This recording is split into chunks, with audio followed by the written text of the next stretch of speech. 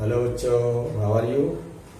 आई think आप घर पर अच्छे होंगे, मस्ती कर रहे होंगे। मस्ती के साथ साथ पढ़िए भी। और मैं आलम सर, मेरे साथ बने रहिए। आज हम केमिस्ट्री का ये वीडियो बना रहे हैं, सरफेस केमिस्ट्री। हमारा आज का टॉपिक है सरफेस केमिस्ट्री यानी पृष्ठ रसायन। अभी तक हमने फिजिक्स के वीडियोस डाले हैं, इलेक्ट्रोस्टैटिक के, और उसको कल 2-3 वीडियो और डालने के बाद इलेक्ट्रोस्टैटिक कंप्लीट हो जाएगा। आज हम केमिस्ट्री का ये पहला वीडियो बनाने चल रहे हैं, सरफेस केमिस्ट्री। इससे पहले हमने ऑफलाइन में इससे पहले के लेसन बता दिए हैं। इसके बाद अभी हम ऑनलाइन बताने चल रहे हैं सरफेस केमिस्ट्री। मेरे साथ बना रहिए। यह बहुत ही इजी लेसन है, बहुत ही आसानी समझ में आएगा, लेकिन आप इसके साथ बने रहिए। देखिए, सरफेस केमिस्ट्री, पृष्ठ रसायन। देखिए, पृष्ठ रसायन क्या होता है?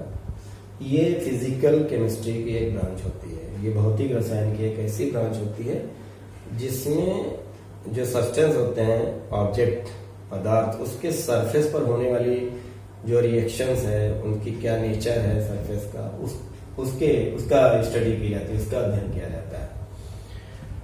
देखिए, यहाँ सरफेस का मतलब स्पेशली ठोस यानी सॉलिड के सरफेस।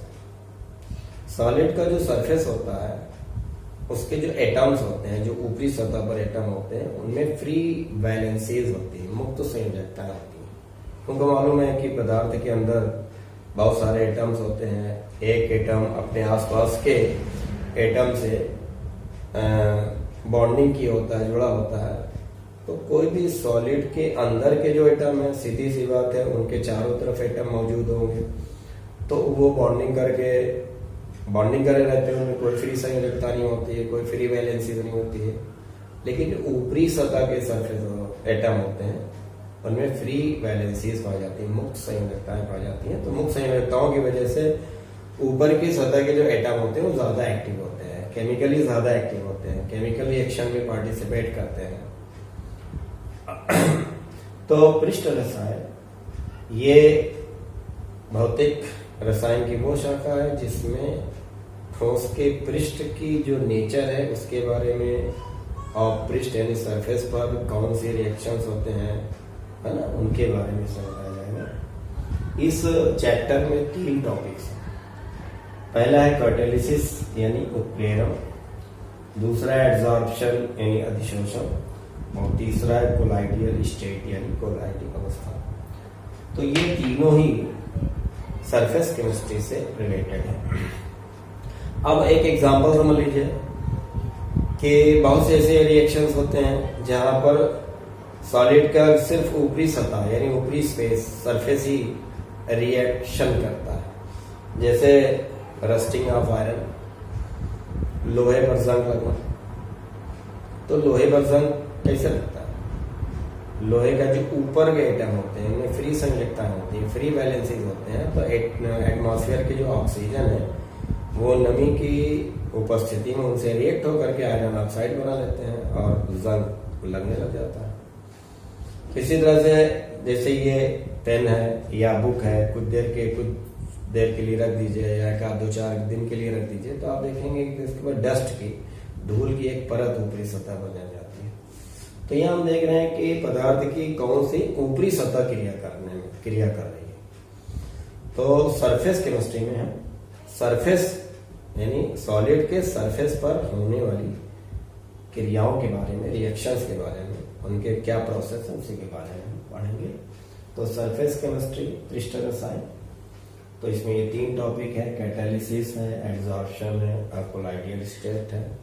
तो सबसे पहले हम स्टार्ट करने चल रहे हैं कैटालिसिस। कैटालिसिस यानी उत्प्रेरण। देखिए, कैटालिसिस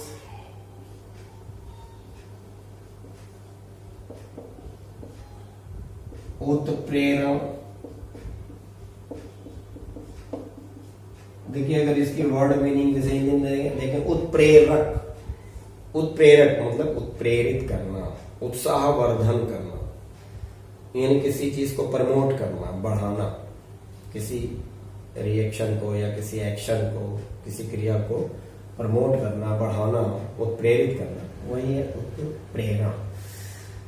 देखिए उत्प्रेरण जो वर्ड है, इसको सबसे पहले बर्जीलियस एक साइंटिस्ट थे, उन्होंने देखा कि कोई केमिकल रिएक्शंस बहुत स्लो मोशन में होते हैं, लेकिन कोई अगर दूसरा ऑब्जेक्ट उसमें डाल दिया जाए, कोई दूसरा पदार्थ डाल दिया जाए, तो वो रिएक्शन तेजी से होने लग जाते हैं। तो उत्प्रेरक ऐसे सब्सटेंस को कहेंगे, ऐसे पदार्थों को कहेंगे जो अपनी उपस्थिति से किसी रासायनिक जो केमिकल रिएक्शंस है उसकी स्पीड को चेंज कर दे, यानी स्पीड को या तो बढ़ा दे या तो स्पीड को घटा दे। बढ़ाने वाले भी होते हैं और घटाने वाले भी होते हैं। तो ऐसे सब्सटेंस को, ऐसे पदार्थ को उत्प्रेरक कहते हैं। और उत्प्रेरक की उपस्थिति में रासायनिक अभिक्रिया, केमिकल रिएक्शन की स्पीड में जो चेंजिंग आती है उसी को उत्प्रेरण कहते हैं, कैटालिसिस कहते हैं। जैसे क्रिकेट आजकल मैं समझता हूं कि इस समय दुनिया का सबसे पॉपुलर गेम है क्रिकेट में 22 खिलाड़ी भाग लेते हैं, लेकिन मैदान में जब तक ऑडियंस ना हो, दर्शक ना हो, तब तक खिलाड़ियों के खेलने का जो उत्साह, मतलब खेलने में उनका मन नहीं लगेगा अगर दर्शक ना हो। आप खुद ही सोचिए, अगर मैदान में दर्शक नहीं है, पवेलियन में दर्शक नहीं बैठे होंगे, तो उनका खेलने में मन नहीं लगेगा। दर्शक क्या करते हैं? खिलाड़ियों को सावधान करते हैं, उनको कहते हैं चौका मारो, छक्का मारो, है ना, इस तरह से उनका उत्साहवर्धन करते हैं, तो उनमें जोश जाता है और वो अच्छे और उत्साह से खेलते हैं और जोश से खेलते हैं। तो उसी तरह से केमिकल रिएक्शंस भी होते हैं जो किसी पदार्थ की उपस्थिति में होते हैं, और इन पदार्थों को, इन ऑब्जेक्ट को, सब्सटेंस को हम कैटालिसिस कहते हैं, और स्पीड में चेंजिंग आने को हम कैटालिसिस कहते हैं। उसको हम मतलब उत्प्रेरक कहते हैं, उसे हम उत्प्रेरण कहते हैं। जैसे पोटेशियम क्लोरेट है, KClO3, अगर इसको हीट किया जाए तो पोटेशियम क्लोराइड बनता है और साथ में ऑक्सीजन गैस बनता है। ऑक्सीजन गैस हीट करना, देखा गया है कि ये रिएक्शन बहुत स्लो मोशन होता है, लगभग 3 से 3.5 घंटा लगता है।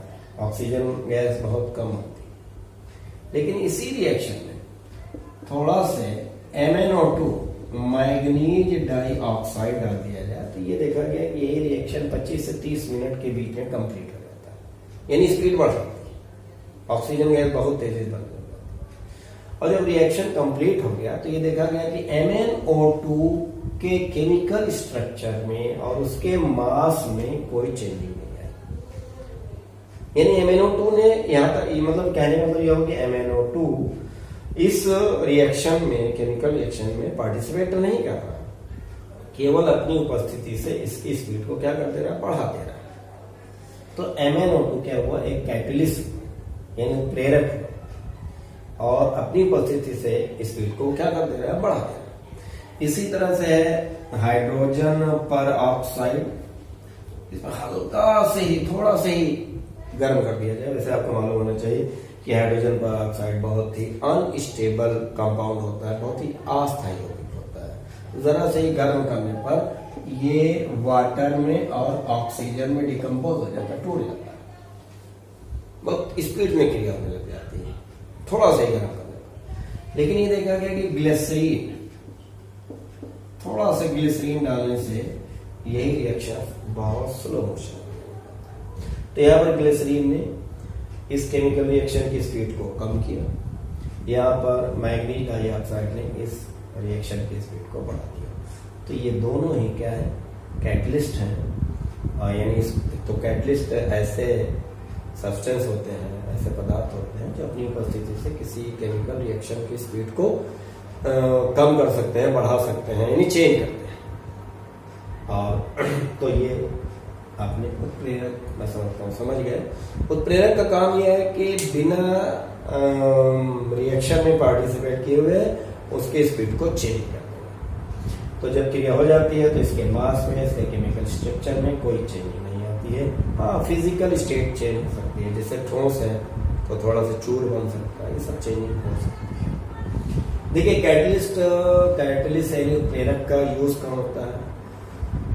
आप रासायनिक बलगत की केमिकल काइनेटिक्स में पढ़ेंगे कि कुछ केमिकल रिएक्शन बहुत स्पीडली होते हैं, वेरी फास्ट होते हैं, और कुछ रिएक्शन बहुत स्लो होते हैं।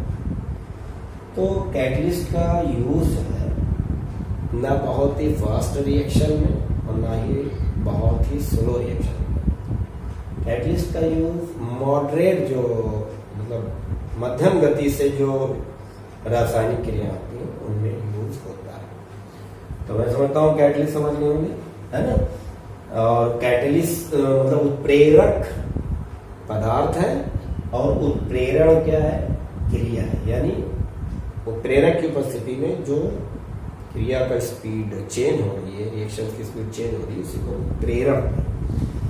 देखिए अब थोड़ा और आगे चलते हैं, क्लासिफिकेशन कर लेते हैं उत्प्रेरक का। Classification, types of catalysis, types of catalysis.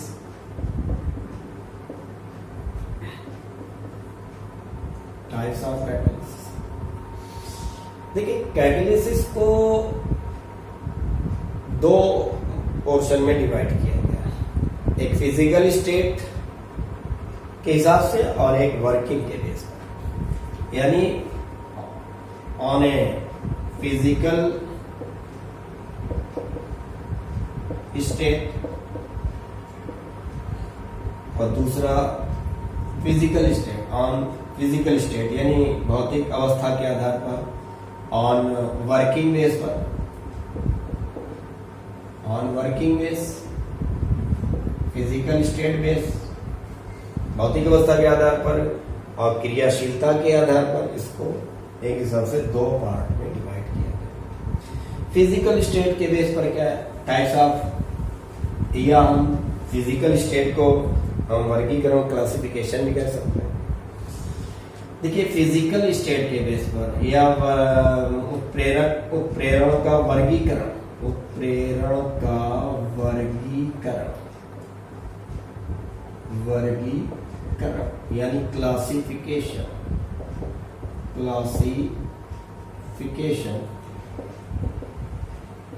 Of catalyst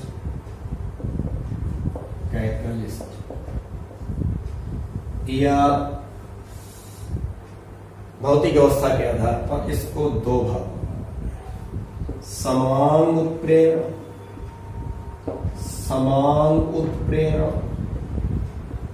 homogeneous, इसको होमोजेनस, और दूसरा है विषमांग उत्प्रेरण मतलब हेट्रोजेनस। ये फिजिकल स्टेट के बेस पर है, भौतिक अवस्था के आधार पर। समान उत्प्रेरण, विषमांग उत्प्रेरण। समान उत्प्रेरण, होमोजेनस। देखिए जब उत्प्रेरक की फिजिकल स्टेट और रिएक्टेंट की फिजिकल स्टेट सेम, यानी रिएक्टेंट आप जानते हैं जो किसी केमिकल रिएक्शन में, रासायनिक प्रक्रिया में, रासायनिक क्रिया में जो पदार्थ भाग लेते हैं उन्हें हम अभिकारक कहते हैं, रिएक्टेंट। और उनकी क्रिया से जो नया पदार्थ बनता है उसे हम प्रोडक्ट यानी उत्पाद कहते हैं। तो समान उत्प्रेरण का क्या एग्जाम्पल है? समान उत्प्रेरण मतलब जब रिएक्टेंट यानी अभिकारक और कैटलिस्ट यानी उत्प्रेरक की फिजिकल स्टेट, भौतिक अवस्था से, तो इससे हम समान उत्प्रेरण कहते हैं। जैसे उत्प्रेरक सॉलिड हो, रिएक्टेंट भी सॉलिड हो। उत्प्रेरक गैसियस हो और क्या कहते हैं, रिएक्टेंट भी गैसियस हो। उत्प्रेरक लिक्विड हो और रिएक्टेंट भी लिक्विड हो। तो दोनों की जब फिजिकल स्टेट सेम होती है तो उसी को हम समान उत्प्रेरण। जैसे एग्जांपल अभी हमने आपको बताया था, पोटेशियम क्लोरेट। पोटेशियम क्लोरेट, ये सॉलिड होता है। क्या होता है? सॉलिड होता है, ठोस। MnO2 यहां पर कैटलिस्ट होता है, उत्प्रेरक होता है। ये भी सॉलिड होता है। अब इसके रिएक्शन से अभी आपने देखा कि पोटेशियम क्लोराइड बनता है और ऑक्सीजन गैस बनती है। प्रोडक्ट से मतलब नहीं, इसकी फिजिकल स्टेट और इसकी फिजिकल स्टेट से, ये सॉलिड, ये सॉलिड। एक और एक एग्जांपल देखते हैं। अभी हमने दूसरा एग्जांपल भी बताया, हाइड्रोजन परऑक्साइड। आपको मालूम है ये लिक्विड होता है। क्या होता है? लिक्विड होता है। ग्लिसरीन, ये भी लिक्विड होता है। तो रिएक्टेंट और कैटलिस्ट सेम फिजिकल स्टेट के, इसलिए किसके एग्जांपल है? समान उत्प्रेरण होंगे। हाइड्रोजन वाटर बनता है और ऑक्सीजन गैस बनती है। एक और देख लेते हैं, सल्फर डाइऑक्साइड। चैम्बर मेथड से जब सल्फ्यूरिक एसिड बनाया जाता है तो सब सल्फर डाइऑक्साइड बनती है। सल्फर ऑक्साइड और ऑक्सीजन, नाइट्रिक ऑक्साइड NO, देखिए ये भी गैस है, ये भी गैस है, ये भी गैस, ये भी गैस, दोनों रिएक्टेंट गैस है। नाइट्रिक ऑक्साइड जो यहाँ पर उत्प्रेरक का वर्क कर रहा है, ये भी गैस है। सल्फर ट्राई ऑक्साइड, ये भी गैस होता है, उससे मतलब नहीं। तो आपने यहाँ 3 एग्जाम्पल देखा, ये तीनों एग्जाम्पल होमोजेनस कैटलिस्ट के हैं। यानी जब उत्प्रेरक की भौतिक अवस्था और अभिकारक की भौतिक अवस्था सेम हो तो इसे हम समान उत्प्रेरक कहते हैं, और इसकी वजह से जो रिएक्शन की स्पीड में चेंजिंग आती है उसे हम समान उत्प्रेरण कहते हैं। अब हम हेट्रोजेनस पढ़ लेते हैं। हेट्रोजेनस विषमांग उत्प्रेरण। विषमांग उत्प्रेरण मतलब ये हुआ कि जब रिएक्टेंट की फिजिकल स्टेट और उत्प्रेरक कैटलिस्ट की फिजिकल स्टेट अलग है ना, तो इसे हेट्रोजेनस यानी विषमांग उत्प्रेरण कहते हैं। इसके लिए सबसे अच्छा एग्जांपल है हमारे पास है हैबर मेथड से अमोनिया का फॉर्मेशन।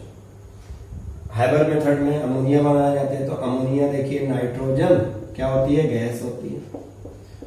हाइड्रोजन ये भी गैस होती है। इसमें Fe आयरन, लोहा, ये सॉलिड होता है, ये उत्प्रेरक है, ये अमोनिया बनती है NH3, ये भी गैस। तो आप देख रहे हैं कि ये गैस रिएक्टेंट, ये दोनों रिएक्टेंट हाइड्रोजन और नाइट्रोजन दोनों गैसियस है, लेकिन जो इसमें उत्प्रेरक है, कैटलिस्ट है आयरन, वो सॉलिड है। ये हेट्रोजेनस। अदर एग्जांपल, दूसरा एग्जांपल देख लेते हैं, जैसे हाइड्रोजन गैस और ऑक्सीजन गैस, दोनों से वाटर का फॉर्मेशन होता है, या प्लेटिनम का यूज होता है, प्लेटिनम कैटलिस्ट है, ये सॉलिड है। तो आपने देखा ये दोनों एग्जांपल किसके हैं? हेट्रोजेनस यानी विषमांग। तो ये तो फिजिकल स्टेट के बेस पर हो गया इनका मतलब टाइप्स, या इसी को हम कह सकते हैं क्लासिफिकेशन ऑफ कैटलिसिस। अब types of catalysis working base पर है ना। अब हम टाइप्स ऑफ यानी उत्प्रेरण के प्रकार पढ़े चलेंगे। उत्प्रेरण के प्रकार मतलब kinds of catalysis. Kinds of catalysis ये ऑन ए वर्किंग बेस, मतलब कार्य प्रणाली के आधार पर, हम इसको कार्य प्रणाली के आधार पर वर्गीकरण भी कह सकते हैं। कार्य प्रणाली, वर्किंग के आधार पर।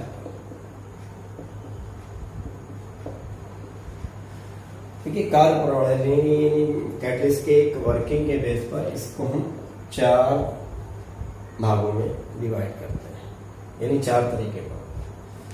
धनात्मक उत्प्रेरण, धनात्मक उत्प्रेरण मतलब पॉजिटिव कैटालिसिस। धनात्मक नाम से ही पता चल रहा है। अभी हमने आप शुरू में बताया कि कुछ ऐसे उत्प्रेरक होते हैं जो केमिकल रिएक्शन की स्पीड को बढ़ा देते हैं, कुछ घटा देते हैं, लेकिन ज्यादातर यूज जो होता है वो धनात्मक का ही होता है, बढ़ाने वाला का होता है। तो धनात्मक उत्प्रेरण मतलब जब कोई उत्प्रेरक, जब कोई, उसको देखते रहिए बच्चों, और जो हमारी डिफिनेशन है, परिभाषा है, उसको भी मैं बता रहा हूँ, उसको भी आप देखते रहिए, है ना। और वीडियो पॉज करके आप उसको लिख भी सकते हैं, और वीडियो को लाइक और शेयर जरूर करिएगा, सब्सक्राइब भी करिएगा, ज्यादा से ज्यादा लोग इसको देखें। देखिए धनात्मक उत्प्रेरण की क्या परिभाषा है। जब कोई उत्प्रेरक किसी रासायनिक अभिक्रिया के वेग को बढ़ा देता है, तब हम उसे धनात्मक उत्प्रेरक कहते हैं। और उत्प्रेरक की उपस्थिति में रासायनिक अभिक्रिया के वेग में जो वृद्धि होती है उसे हम धनात्मक उत्प्रेरक कहते हैं। यानी जब कैटालिसिस केमिकल रिएक्शन की स्पीड को बढ़ा दे तो उसे हम पॉजिटिव कैटालिस्ट बोलेंगे, और स्पीड में जो इंक्रीजिंग हो रही है, केमिकल रिएक्शन की स्पीड में वृद्धि हो रही है, उसी को धनात्मक उत्प्रेरण कहते हैं। जैसे फिर वही एग्जांपल अभी हमने आपको बताया, उसी का एग्जांपल आप लिख सकते हैं, या ये लिख सकते हैं, क्या कहते हैं, नाइट्रोजन और हाइड्रोजन की क्रिया से क्या बनती है, अमोनिया, हाइबर मेथड। तो यहाँ पर ये रिएक्शन हाइबर बहुत ही मशहूर है, ये मतलब बहुत ही फेमस है रिएक्शन। जब ये क्रिया हो रही थी बहुत स्लो मोशन हो रही थी, उन्होंने बहुत सी मतलब आइडियाज अपनाए, और उन्होंने जब लोहे का यानी आयरन का एक छोटा सा टुकड़ा डाला तो इन्होंने देखा कि क्रिया में रिएक्शन की स्पीड बहुत बढ़। तो यहाँ पर जो ये उत्प्रेरक है, कैटलिस्ट है, लेकिन ये किस टाइप का कैटलिस्ट है, ये पॉजिटिव कैटलिस्ट है, क्योंकि ये स्पीड को क्या कर रहा है, बढ़ा रहा है। तो हम इसको लिख सकते हैं प्लस उत्प्रेरक। क्या लिख सकते हैं, प्लस उत्प्रेरक, यानी ये रिएक्शन की स्पीड को क्या कर रहा है, बढ़ा रहा है। इसी तरह से एक और एग्जांपल अभी, पोटेशियम क्लोराइड, इसको हीट करते हैं, मैग्नीज डाइऑक्साइड, ये आपने देखा Ab प्लस उत्प्रेरक है, क्योंकि Ab केमिकल रिएक्शन की स्पीड को क्या कर रहा है, इंक्रीज कर रहा है, ये पॉजिटिव कैटलिस्ट है ना, धनात्मक उत्प्रेरक है, और स्पीड में जो वृद्धि हो रही है इसे धनात्मक उत्प्रेरक है। दूसरा ऋणात्मक यानी निगेटिव कैटलिस्ट।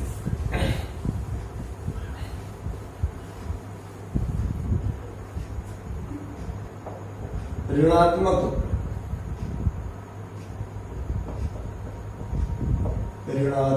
उत्प्रेरण, निगेटिव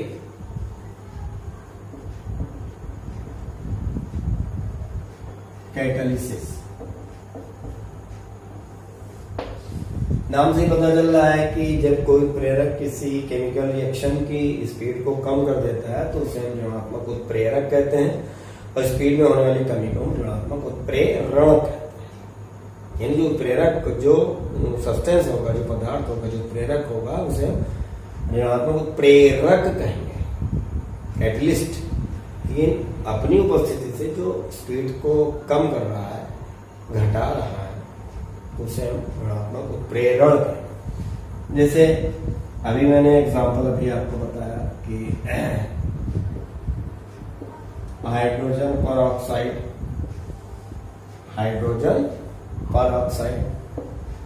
बहुत ही थोड़ा से ही गर्म करने पर बहुत ही ज्यादा ये क्या कहते हैं स्पीड हो जाती है ना।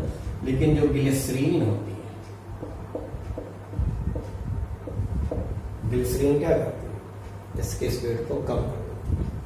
तो ये ऋणात्मक उत्प्रेरक क्या हो जाएगा? ऋणात्मक उत्प्रेरक हो जाएगा। तो ऋणात्मक उत्प्रेरक, एक और एग्जांपल देख सकते हैं, क्लोरोफॉर्म CHCl3। क्लोरोफॉर्म का जब ऑक्सीडेशन होता है ऑक्सीजन के प्रेजेंटी में, आपने देखा होगा फास्जीन गैस बनती है। क्या बनती है? COCl2। Phosgene gas carbonyl chloride gas बनती है और साथ में हाइड्रोजन क्लोराइड। क्लोरोफॉर्म, ये क्या है? क्लोरोफॉर्म ऑक्सीजन, प्रकाश की उपस्थिति में ये क्रिया होती है ना, लाइट की प्रेजेंटी में क्रिया होती है। क्लोरोफॉर्म का ऑक्सीडेशन होता है, ऑक्सीजन से ये क्रिया करके कार्बोनिल क्लोराइड फास्जीन गैस, बहुत ही जहरीली पॉइजनस गैस होती है, और हाइड्रोजन क्लोराइड होती है। तो इसकी स्पीड को कम करने के लिए, ऑक्सीडेशन को रोकने के लिए यहाँ पर एथिल एल्कोहल मिला दिया है, C2H5OH, ethyl alcohol. Ethyl alcohol क्या कहता है? क्लोरोफॉर्म के ऑक्सीडेशन के रेट को, ऑक्सीडाइजिंग रेट को बहुत कम कर देता है। तो ये भी यहाँ पर क्या हो गया? ऋणात्मक उत्प्रेरक। तो वीडियो को पॉज करके सब लिखते रहिए और समझते रहिए। लाइक और शेयर जरूर करिए प्लीज। देखिए, ऋणात्मक हो गया, धनात्मक हो गया। अब तीसरे टाइप करना है, वो देखते हैं।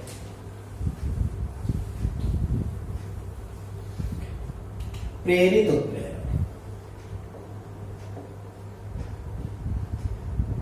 प्रेरित उत्प्रेरक, इंड्यूस्ड कैटालिसिस।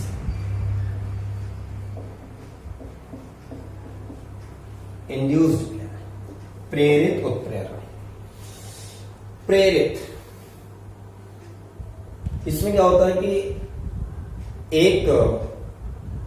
जब एक पहले इसकी डिफिनेशन समझ लीजिए। जब एक केमिकल रिएक्शन किसी दूसरे केमिकल रिएक्शन के लिए उत्प्रेरक का काम करने लग गया है, तो इससे हम प्रेरित उत्प्रेरक कहते हैं, यानी उसे हम प्रेरित उत्प्रेरक कहेंगे। और क्रिया में यानी स्पीड में जो चेंजिंग आती है उसे हम प्रेरित उत्प्रेरक कहते हैं। यानी जब एक केमिकल रिएक्शन किसी दूसरी केमिकल रिएक्शन के लिए, एक केमिकल रिएक्शन किसी दूसरी केमिकल रिएक्शन के लिए उत्प्रेरक का काम करता है, तो इसी को हम प्रेरित कहते हैं। एक केमिकल रिएक्शन ने दूसरे केमिकल रिएक्शन को क्या किया?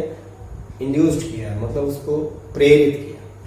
जैसे sodium sulphide Na2SO3, sodium sulphide, इसमें जब हम ऑक्सीजन, सोडियम सल्फाइड के सॉल्यूशन में जब हम ऑक्सीजन गैस प्रोवाइड करते हैं तो इसका ऑक्सीडेशन हो जाता है, तो सोडियम सल्फाइड किस में चेंज हो जाता है? Sodium sulphate. किस में चेंज हो जाता है? Sodium sulphate. देखिए, सोडियम सल्फाइड के सॉल्यूशन में, सोडियम सल्फाइड के सॉल्यूशन में जब हम ऑक्सीजन गैस फ्लो कराते हैं तो इसका ऑक्सीडेशन हो जाता है, यानी ऑक्सीजन जुड़ जाती है इससे। देखिए SO3 है, वहां SO4 है, सोडियम सल्फाइड किस में ऑक्सीडाइज हो जाता है? Sodium sulphate. लेकिन अगर हम एक दूसरा बर्तन लें, पॉट लें, उसमें हम सोडियम आर्सेनाइड लें, सोडियम आर्सेनाइड का सोल्यूशन लें, अब ऑक्सीजन गैस इसमें फ्लो करें, ये अलग पॉट में होगी, अलग बर्तन में होगी, इसको अलग बर्तन में करेंगे। जब हम सोडियम आर्सेनाइड के सोल्यूशन में ऑक्सीजन गैस फ्लो कराते हैं तो नो रिएक्शन, कोई रिएक्शन नहीं। यानी कहने का मतलब यह हुआ कि सोडियम सल्फाइड ऑक्सीजन द्वारा ऑक्सीकृत हो जाता है सोडियम सल्फेट में, लेकिन सोडियम आर्सेनाइड का ऑक्सीडेशन नहीं होता। लेकिन जब दोनों सोल्यूशन को हम मिला देते हैं, सोडियम सल्फाइड और सोडियम आर्सेनाइड दोनों को हम मिला देते हैं, फिर ऑक्सीजन गैस फ्लो करते हैं, तो अब इसका भी ऑक्सीडेशन हो जाता है। सोडियम आर्सेनाइड सोडियम आर्सेनेट में चला जाता है। इसमें चेंज हो जाता है सोडियम आर्सेनेट। मतलब कहने का ये हुआ, अभी इसको इस तरह से लिख सकते हैं, सोडियम सल्फाइड का ऑक्सीजन से सोडियम सल्फेट बन गया, इसमें नो रिएक्शन लिखा दीजिए, नहीं रिएक्शन होता। लेकिन जब दोनों को हम मिला देते हैं, दोनों कंपाउंड के सॉल्यूशन को जब हम मिला देते हैं और ऑक्सीजन फ्लो करते हैं सोडियम सल्फाइड का सोडियम सल्फेट में और सोडियम आर्सेनाइड का सोडियम आर्सेनेट में, ऑक्सीडेशन हो जाता है। इसको हम इस तरह से लिख सकते हैं।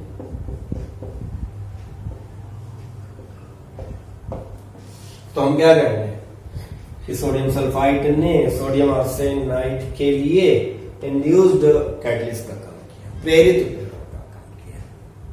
मतलब जब एक केमिकल रिएक्शन दूसरे केमिकल रिएक्शन के लिए प्रेरक का काम करने लग जाए तब इसे प्रेरित उत्प्रेरक। इसका हो रहा था, इसका नहीं हो रहा था, लेकिन जब दोनों मिला दोनों का हो गया, तो इसकी वजह से इसका भी हो गया, तो हम कहेंगे कि प्रेरित उत्प्रेरक। अभी चौथा जो होता है उसे कहते हैं ऑटो कैटलिस्ट, स्व उत्प्रेरण। कौन उत्प्रेरण? स्व उत्प्रेरण। चौथा स्व उत्प्रेरण, ऑटो कैटलिसिस।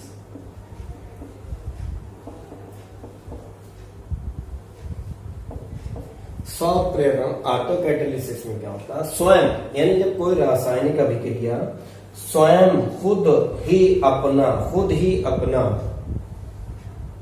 उत्प्रेरक बना, यानी जब कोई केमिकल रिएक्शन हो रहा है और केमिकल रिएक्शन के बीच में कोई ऐसा कंपाउंड बनता है, कोई ऐसा पदार्थ बनता है जो उस रासायनिक अभिक्रिया के लिए उत्प्रेरक का काम करने लग जाता है, तो इसे हम स्व उत्प्रेरण यानी ऑटो कैटलिसिस कहेंगे। फिर से इसकी डेफिनेशन समझ लीजिए। जब एक रासायनिक अभिक्रिया में, केमिकल रिएक्शन में बना कोई कंपाउंड उस केमिकल रिएक्शन के लिए, उस रासायनिक अभिक्रिया के लिए उत्प्रेरक का काम करने लग जाता है, तो इसे ऑटो कैटलिसिस कहते हैं। यानी कहने का मतलब रासायनिक क्रिया ने, केमिकल रिएक्शन ने अपना उत्प्रेरक खुद बना लिया। जैसे एथिल एसीटेट का हाइड्रोलिसिस, जल अपघटन में होता है।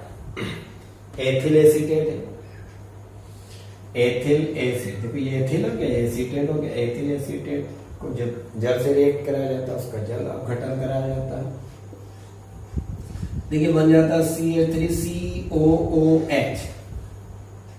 देखिए ये पोर्शन यहां से ब्रेक हो जाता है, ये एसीटेट एथिल, इसमें एक H होता है और एक OH होता है, तो H जो है इससे आगे बढ़ जाता है, CH3COO और H, CH3COOH, acetic acid, acetic acid बन जाता है, और OH इससे जाकर जुड़ जाता है, C2H5OH एथिल एल्कोहल बन जाता है।